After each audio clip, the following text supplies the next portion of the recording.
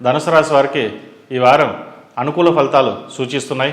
మీ పట్ల అనుచితంగా ప్రవర్తించిన వారి తీరులో ఆకస్మిక మార్పులు మీకు ఆశ్చర్యాన్ని కలిగిస్తుంది.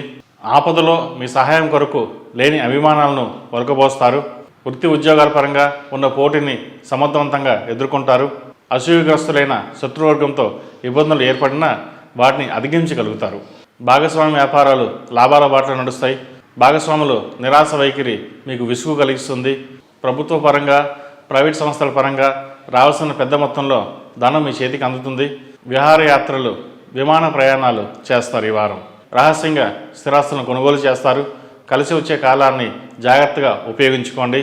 పెద్దల ఆరోగ్యం పట్ల శ్రద్ధ వహించాలి.